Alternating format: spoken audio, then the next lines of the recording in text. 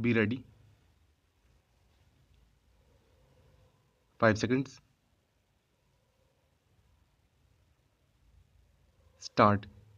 Honorable Speaker, Sir, rising above the ordinary, surpassing expectations, and staring at enormous challenges with rare grit and determination has been the hallmark of our government, led by our beloved Chief Minister Shri Naveen Patnaik. The clarity of his vision, warmth of his demeanor, and his steadfast belief in prioritizing welfare of the common man and the inspiration he evokes is a matter of pride and pleasure for all the people of our state. It is my honor and privilege to present the vote on account budget for the year 2022-23 in this August House. We are grateful to the people of the state for having reposed their faith on us in the recently held rural and urban local bodies election. The visionary leadership of our beloved Chief Minister Shri Naveen Patnaik and his mantra of transformative governance has been the driving force behind the enormous faith and support of the people of Odisha during the Panchayat and municipal elections. We accept the wishes of the people with humility and with a great sense of responsibility.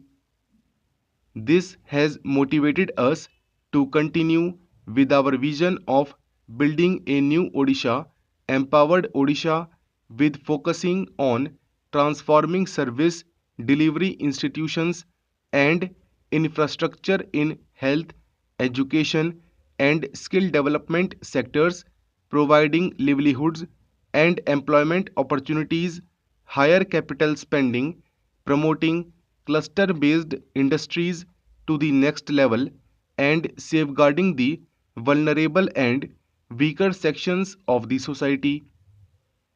We have been successful in managing successive waves of COVID by foresight, planning, effective use of technology, advice from experts, and participation of the people. We have immediately responded to the challenges with utmost precaution and preparedness. We have ensured safety of the people by administering more than 6 crore doses of vaccine in the state.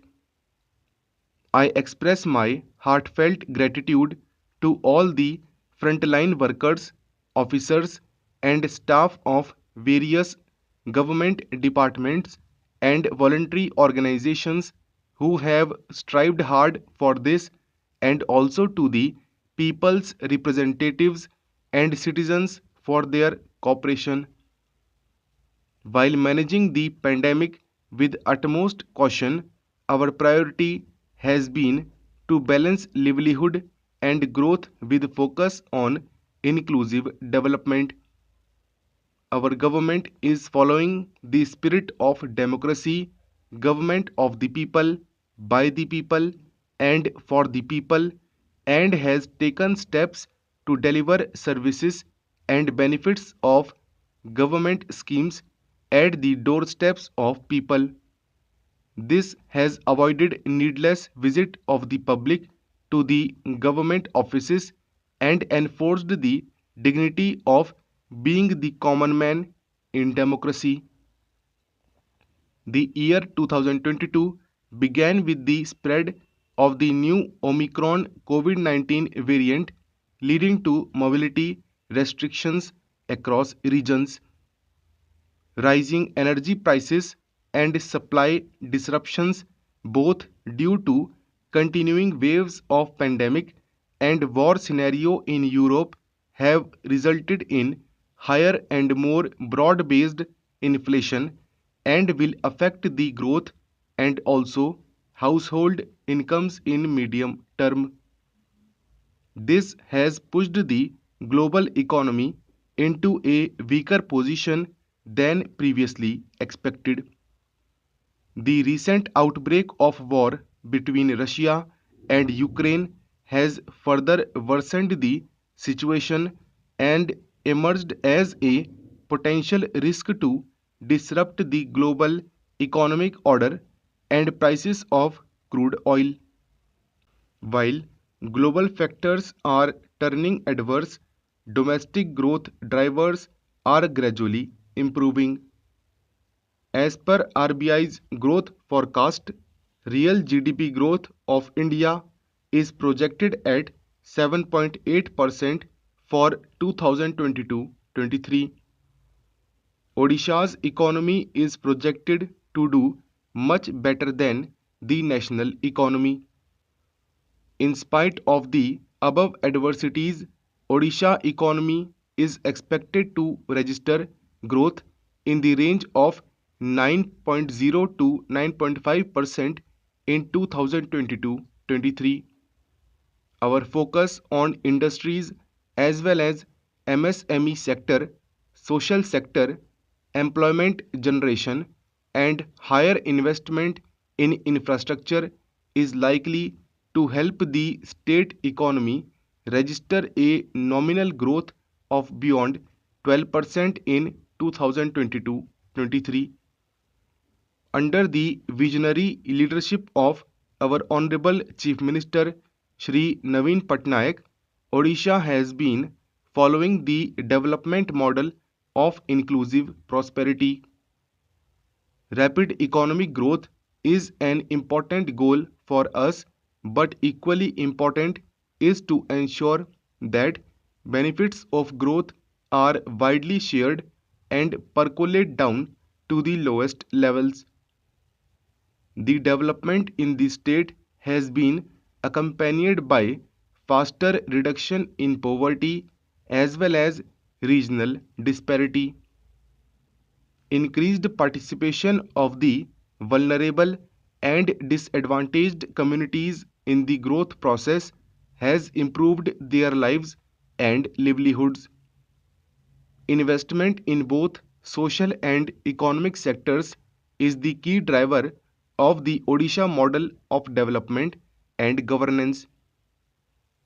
Our strategy is focused on providing better and quality delivery of public services and amenities, continuing ongoing development programs and activities with wider beneficiary coverage and completion of incomplete projects.